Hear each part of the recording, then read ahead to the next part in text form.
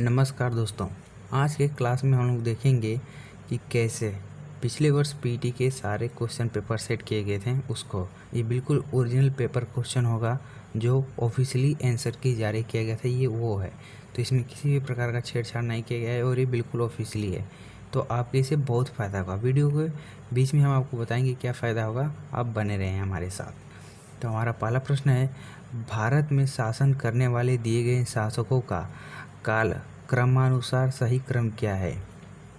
तो जो इसका सही आंसर होगा, पहले इल्तुतमिश आया था, फिर खिलजी आया था, अलाउद्दीन खिलजी, उसके बाद शेरशाह सूरी का शासन हुआ और अंत में अकबर का शासन हुआ। ये सही कालक्रम के अनुसार है। अब इसका ऑप्शन देख लीजिए, कुछ इस प्रकार से था। तो इसका ऑप्शन आप देख सकते हैं, पहले 4 नंबर, फिर 3 नंबर, फिर 1 नंबर, फिर 2 नंबर। इस प्रकार से मैंने भी आपको बताया था। सेकेंड जो क्वेश्चन है, निम्नलिखित में से कौन से संत शिवाजी के समकालीन थे? तुकाराम, ये शिवाजी के समकालीन थे। बंगाल के प्रथम गवर्नर जनरल कौन थे? बंगाल के प्रथम governor general Lord Warren Hastings थे। हमारा अगला चौथा प्रश्न होगा, चरक संहिता का संबंध है। तो चरक संहिता का संबंध चिकित्सा से है। हमें बताना है निम्नलिखित में से कौन सा जोड़ा सही नहीं है। तो हमें यहाँ पर दिया गया है ऑप्शन में कि सन 1909 में औरंगजेब की मृत्यु हुई थी। ये जोड़ा सही नहीं है। यहाँ से 3 चीज़ें मिलती हैं, वो ये हैं, कलिंग का युद्ध 216 ईस्वी पूर्व हुआ था। AD 78 में शक संवत की शुरुआत हुई थी। AD 622 में मुस्लिम युग की शुरुआत हुई थी।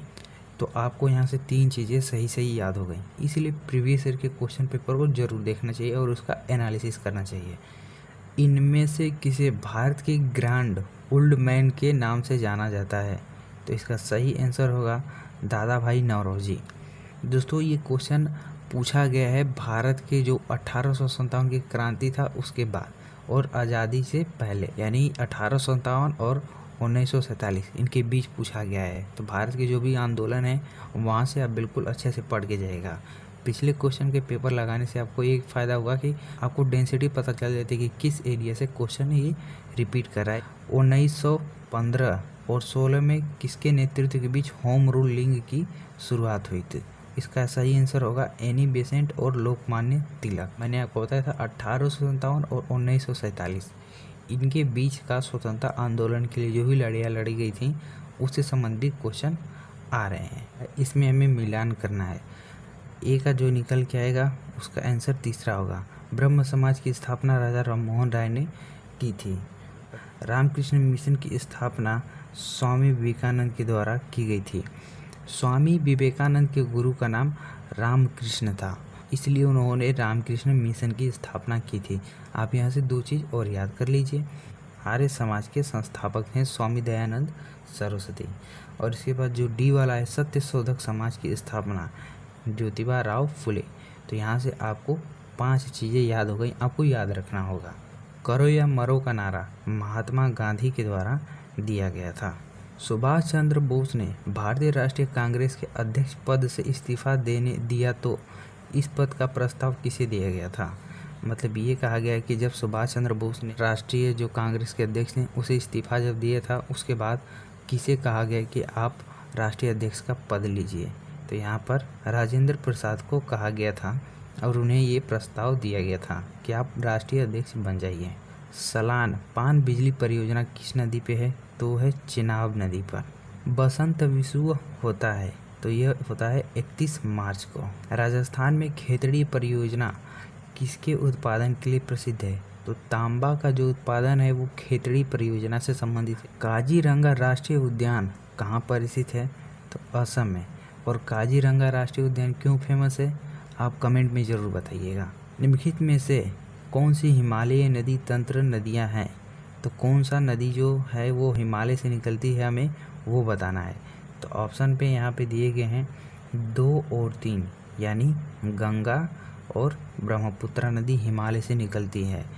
और गोदावरी नदी तो ये आप देखेंगे कि गुजरात की साइड में बढ़ता है और मध्य प्रदेश से निकलकर ये जाता है। बैंक दर का क्या अर्थ? देश के केंद्रीय बैंक द्वारा ली जाने वाली अधिकतम ब्याज दर। तो जो RBI है वो जब अपना ब्याज देता है किसी बैंक को या फिर किसी संस्था को, जब उसे आरबीआई से कोई ऋण लेता है तो वो ब्याज दर सेट करता है कि हम आपको इतने परसेंट पर ऋण देंगे, उसी को कहा जाता है बैंक दर। वहीं से हर जगह से हमारा जो आधिकारिक बैंक है, ये जो सिंपल एसबीआई बैंक है, आईसीआईसीआई बैंक है, ये सब उसी के आधार पर अपना रेट बैंक दर का निर्धारण करते हैं। यदि आरबीआई नगद कोषानुपात को घटा दे तो साख सृजन पर क्या असर पड़ेगा? तो साख सृजन बढ़ जाएगा, ये आपको समझना होगा। सभी बैंकों का ये काम होता है कि यदि वो मान लीजिए कि सभी से जमा कर लिया है, कोई व्यक्ति बैंक में गया, अपना पैसा जमा किया, उसके पास टोटल मिलाकर 100 रुपये हुए, तो ये आरबीआई निर्धारित करता है कि आप हमारे पास 20 रुपया रखिए, बाकी जो 80 रुपये बचे हैं आप उसमें अपना काम कीजिए, किसी को लोन दीजिए या फिर अपने कर्मचारी को वेतन दीजिए, अपना काम करिए, लेकिन 20 रुपये आप हमारे पास फिक्स ज़रूर रखिएगा। तो उसी को कहा गया है कि ये नगद कोष अनुपात है। तो अगर आरबीआई कह दे कि हम 20 रुपया ना लेकर अब 10 रुपया लेंगे, तो बैंक के पास अब टोटल 90 रुपये बचेंगे। तब बैंक के पास जब 90 रुपये बचेंगे तो अब इस 90 रुपये से अब वो लोगों को ज़्यादा ऋण दे पाएगा, और इसी ऋण को कहा गया है कि बैंक अब ज़्यादा साख सृजन कर पाएगा, यानी ज़्यादा ऋण दे पाएगा, तो वो ऋण की संख्या बढ़ जाएगी, इसीलिए साख सृजन पर असर क्या होगा? बढ़ जाएगा। इनमें से किस प्रकार की अर्थव्यवस्था में संसाधनों पर निजी अधिकार होते हैं और आर्थिक गतिविधियों का मुख्य उद्देश्य लाभ अर्जित करना होता है? तो जो पूंजीवादी अर्थव्यवस्था है इसमें सिर्फ लाभ का अर्जित होता है। जो भी पूंजी, जैसे आप बड़े बड़े फैक्ट्री देख लीजिए, कुछ इस तरीके से कार्य किया जाता है कि केवल फैक्ट्री को लाभ ही हो, मजदूरों को कम वेतन दिया जाता है, उनसे काम ज़्यादा निकलवाया जाता है, उसमें जनता का लाभ नहीं दिखा जाता। और समाजवादी अर्थव्यवस्था में क्या है कि यह पूरी तरह सरकारी होता है, इसमें प्राइवेट कंपनियों का या फिर प्राइवेट संस्थाओं का 1% रोल नहीं होता है, टोटल कंट्रोल सरकार के हाथ में होता है। जो ये दोनों खराब है, पूरा प्राइवेट हो जाना भी सही नहीं है, पूरा सरकारी हो जाना भी सही नहीं है, क्योंकि सब लोग सुस्त पड़ जाते हैं। पूरा प्राइवेट होगा तो फिर लोगों के होगा, महंगाई बढ़ जाएगी, जैसे अमेरिका में बहुत ही ज़्यादा महंगाई है। और फिर इसके बाद एक आता है मिश्रित, जो हमारी प्यारे भारत की अर्थव्यवस्था है, मिश्रित अर्थव्यवस्था। यहाँ पे पूंजीवादी लोग भी मिलकर कार्य करेंगे और समाजवादी भी, यानी सरकारी और प्राइवेट दोनों संस्थाएं। ये बहुत ही अच्छी व्यवस्था है। अगर देखिए, आप क्वेश्चन को ध्यान से समझिएगा, पढ़िएगा, उसके बाद आपको पढ़ने की या रटने की ज़रूरत नहीं पड़ेगी, क्वेश्चन से ही आप आंसर निकाल सकते हैं। 100 रुपये का नोट किसके द्वारा हस्ताक्षरित किया जाता है? तो जो 100 रुपये का नोट हो या कितने का भी नोट हो, 5 रुपये से लेकर या और कितना भी ऊपर का नोट हो, ये जारी होता है आरबीआई के द्वारा। और सिक्के और 1 रुपये के नोट ये जारी होते हैं वित्त सचिव या फिर वित्त मंत्रालय के द्वारा कह लें, वहाँ से जारी होता है। फेमा का पूर्ण रूप क्या है? तो फेमा का जो पूर्ण रूप है फॉरेन एक्सचेंज मैनेजमेंट एक्ट। इसका ये फ़ायदा है कि इस एक्ट को बनाने से जो भी इवेंट होते हैं, पैसे उसे का लेन देन किया जाता है, इसको मैनेज किया जाता है। अगला प्रश्न, भारत के संविधान से जन स्वास्थ्य एवं स्वच्छता किसमें शामिल है? राज्य सूची में शामिल है। भारत को स्वच्छ बनाने का कार्य राज्य सूची का है। 22वां नंबर का प्रश्न, भारत में पंचायती राज व्यवस्था किसके अंतर्गत आती है? तो वो होता है डीपीएसपी, यानी इसको हिंदी में कहें फुल फॉर्म में राज्य के नीति निर्देशक तत्व। 23वां नंबर प्रश्न में कहा गया है शिक्षा का अधिकार एक मौलिक अधिकार है जिसका संबंध है, तो ये है 21 अनुच्छेद 21 ए से संबंधित है। निम्नलिखित में से किसने भारतीय संविधान में उद्देश्य का प्रस्ताव रखा था? तो पंडित जवाहरलाल नेहरू ने। संविधान सभा जब बनी थी उसका तीसरा बैठक 13 दिसंबर को हुआ था। उस समय पंडित नेहरू ने संविधान सभा का प्रस्ताव या उद्देश्य रखा था। भारतीय संविधान के किस अनुच्छेद में अल्पसंख्यकों के हितों का निहित है? तो अनुच्छेद 29 में जो अल्पसंख्यक हैं उनके हितों के संरक्षण की बात कही गई है।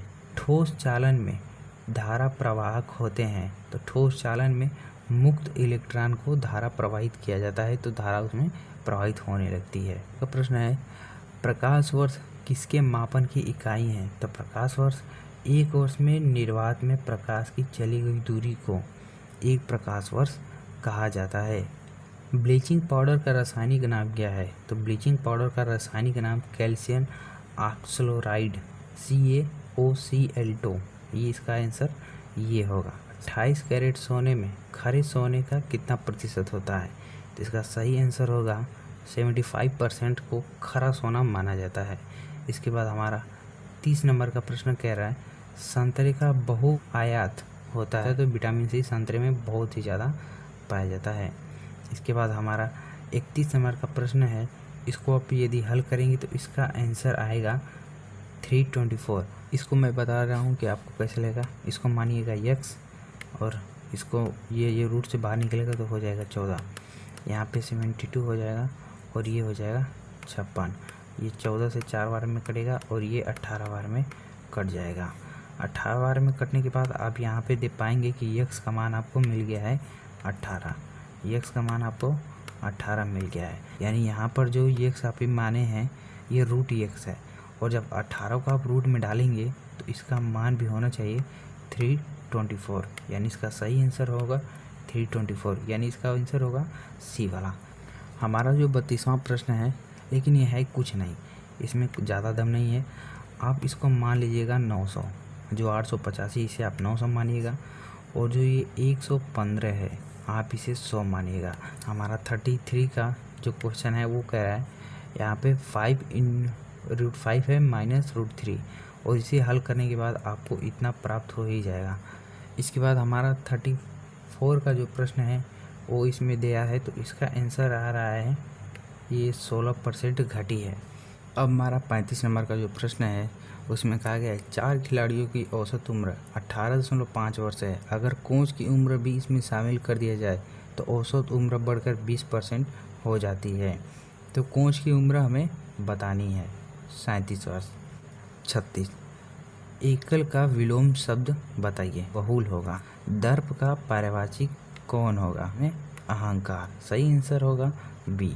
38 नंबर प्रश्न, यानी मन को हरने वाला। अनेक शब्दों के लिए एक शब्द आपको सिलेबस में भी दिया गया है, इसका सही आंसर होगा मनोहर। गागर में सावागर भरना, यानी थोड़े में बहुत ही ज़्यादा भूलना। जैसे आप कहा जाता है ना, समझदार व्यक्ति कम बोलता है, लेकिन अपने कम बोलने में ही बहुत ही ज़्यादा कुछ कह जाता है।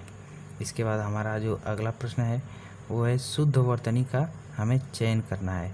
तो इसमें सभी गलत हैं, मात्र सी वाला सही है। महत्वाकांक्षा कुछ इस प्रकार से लिखा जाता है। इसके बाद प्रश्न नंबर 41 से 43 जो प्रश्न दिए गए हैं ये इंग्लिश के पैराग्राफ दिए गए हैं। इंग्लिश पैराग्राफ के माध्यम से जवाब देने हैं। जब आपको इसका PDF मिलेगा तो आप वहाँ पर देख लीजिएगा कि सारे पैराग्राफ में किस प्रकार से दिए गए हैं। यहाँ पर टिक लगा ही दिया गया है। सी नंबर का इसका सही होगा 41 का, और जो 42 होगा उसका डी वाला सही होगा, और इसके बाद जो 43 वाला होगा उसमें सी वाला सही होगा। मैं दोनों PDF डालूँगा, इसमें एक में क्वेश्चन में ये सारे ऐसे टिक लगे रहेंगे पीले कलर से, और एक जो होगा वो सादा रहेगा, उसमें टिक नहीं लगा रहेगा। इसके बाद इंग्लिश में पूछा गया है एक सिनोनिम्स। सिनोनिम्स को हिंदी में कहते हैं समानार्थी शब्द, और इसका समानार्थी होगा पॉपुलर, माने प्रसिद्ध। ये फेमस होता है, इसका मतलब होता है प्रसिद्ध, बहुत ही ज़्यादा फेमस जगह है वो कहते हैं, या फिर बहुत ही ज़्यादा पॉपुलर है वो लोग, उनका परिवार बहुत ही ज़्यादा पॉपुलर है, तो इसलिए कहते हैं बहुत ही फेमस है। ये सब मिलते जुलते हैं, इसलिए इनको समानार्थी कहा जाता है। एंटोनिम्स का ये होगा ओपेक्यूम। दोनों एंटोनिम्स का मतलब होता है विलोम शब्द। 46 के नंबर का जो प्रश्न है उसमें कहा गया है जिस प्रकार पक्षी विज्ञान पक्षी से संबंधित है, उसी प्रकार नृविज्ञानी किस प्रकार के संबंधित हैं अध्ययन से? तो नृविज्ञानी जो है मानव अध्ययन से संबंधित होते हैं। उस शब्द का चयन कीजिए, इन सबको से अलग करता है। तो देखिए मैं आपको इसमें समझा दे रहा हूँ। ये रीजनिंग का क्वेश्चन है। दही, मक्खन और पनीर ये तीनों तो दूध से बन सकते हैं, ये एक जैसे हैं, लेकिन तेल कभी भी दूध से नहीं बनेगा, इसलिए ये अलग है। यहाँ पर आप देख सकते हैं कि एक रीजनिंग का क्वेश्चन है जिसमें लिखा गया है प्रोडक्शन। प्रोडक्शन को कुछ इस प्रकार से लिखा गया है, और यही हमसे पूछ रहा है कि जब प्रोडक्शन को इस प्रकार से लिखा जा सकता है तो इसी क्रम में हमें इसका बताइए ओरिजिनेशन का किस प्रकार से लिख सकते हैं। तो इसका सही आंसर होगा ये वाला। रीता की ओर इशारा करते हुए निखिल ने कहा, मैं उनकी माँ के इकलौते पुत्र का इकलौता पुत्र हूँ। रीता निखिल से किस प्रकार संबंधित है? तो इसका आंसर होगा बुआ। 50 नंबर के प्रश्न में कहा गया है, यदि 25 अगस्त को गुरुवार है, मतलब उसी जो महीना है उसमें कितने सोमवार पड़ेंगे? तो उसमें 5 सोमवार पड़ेंगे। निम्नलिखित में से किस शहर में लाइट हाउस परियोजना का क्रियान्वित नहीं हुआ है? तो जो पटना शहर है उसमें लाइट हाउस की परियोजना का क्रियान्वित नहीं किया गया है। हमारा अगला प्रश्न अब इसमें कहा गया है, भारतीय दूरसंचार की कंपनी विश्व की सबसे बड़ी 5वीं ब्रांड बन चुकी है। तो इसका आंसर होगा रिलायंस जियो। बोल्ड, ये परियोजना भारत के किस राज्य में शुरू किया गया था? हमसे ये पूछा गया है। तो इसका सही आंसर होगा राजस्थान में बम्बू वाली परियोजना, बोल्ड वाली परियोजना शुरू की गई थी। संयुक्त राष्ट्र की कोवैक्स योजना के अंतर्गत कोविड-19 की मुफ्त वैक्सीन पाने वाला पहला देश कौन बना था? तो घाना जो देश था, ये संयुक्त राष्ट्र कोवैक्स की योजना के अंतर्गत कोविड-19 वाला मुफ्त वैक्सीन पाने वाला देश बन गया था।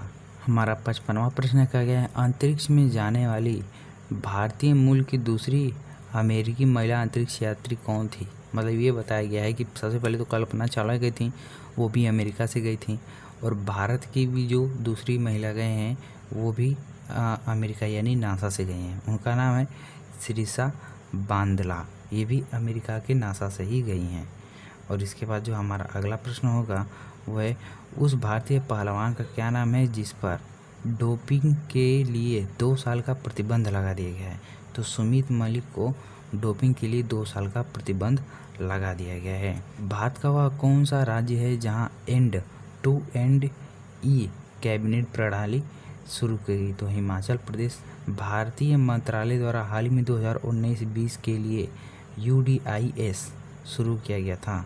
तो ये शिक्षा मंत्रालय के लिए शुरू किया गया था।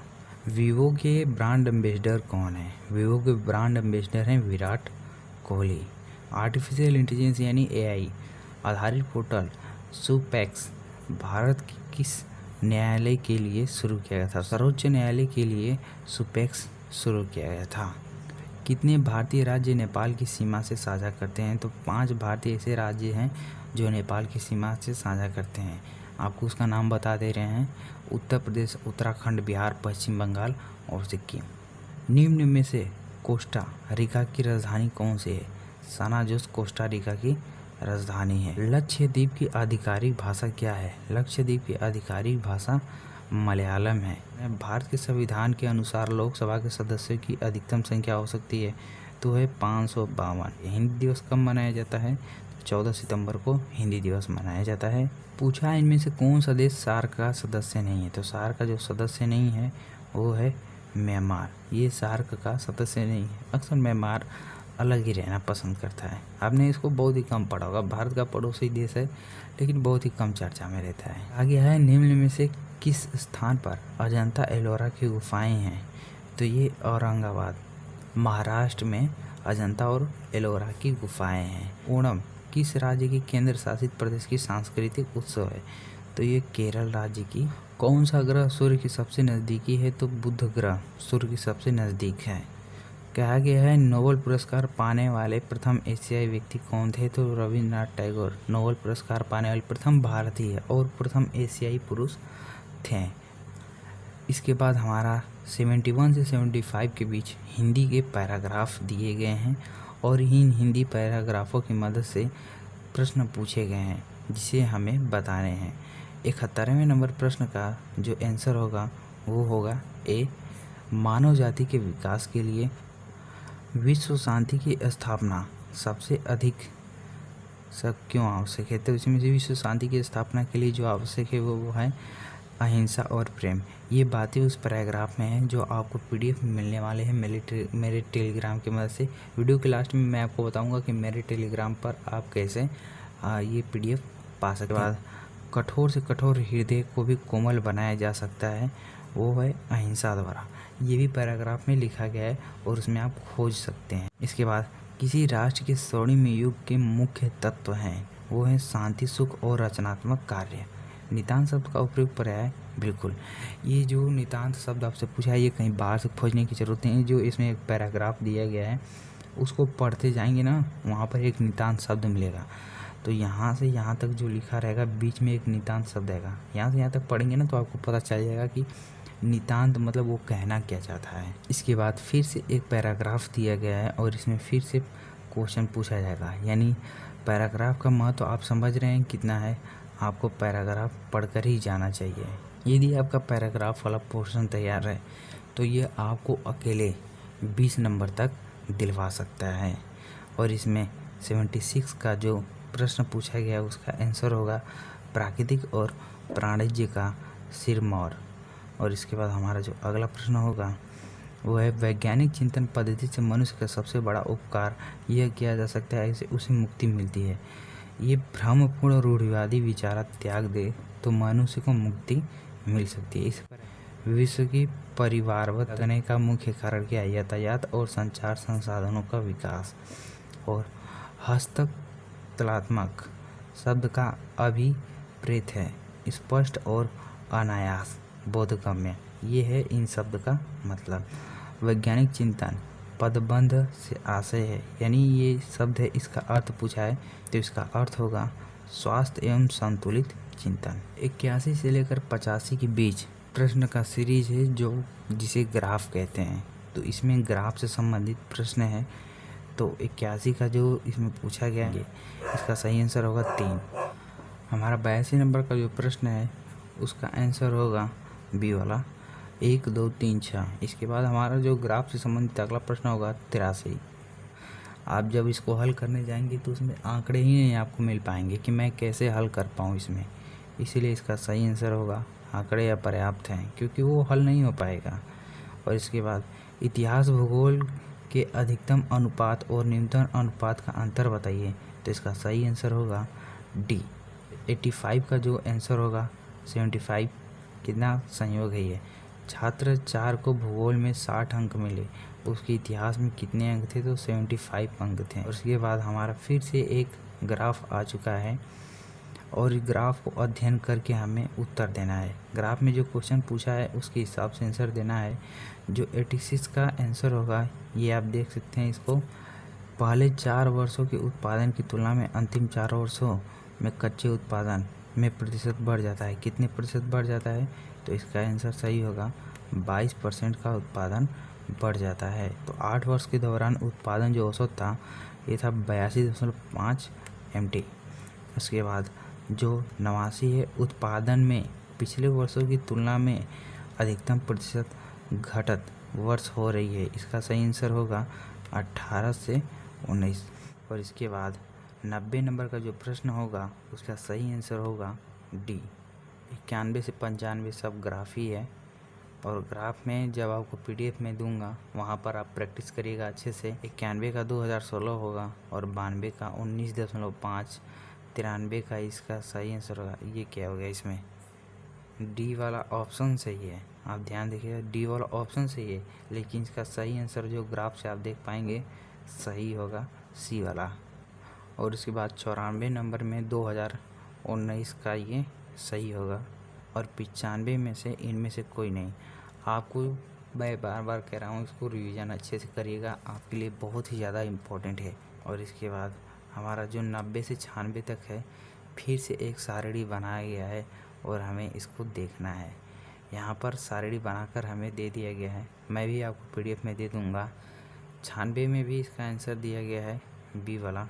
और इसके बाद 97 में जो इसका आंसर आया है बी 35.3।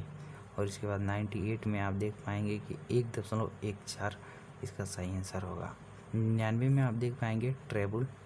100 में इसका सही आंसर होगा ए वाला। यदि आप इसका PDF चाहते हैं तो दिए गए इस टेलीग्राम पर आप जाइए, सर्च करिए और यहाँ से ज्वाइन हो जाइए।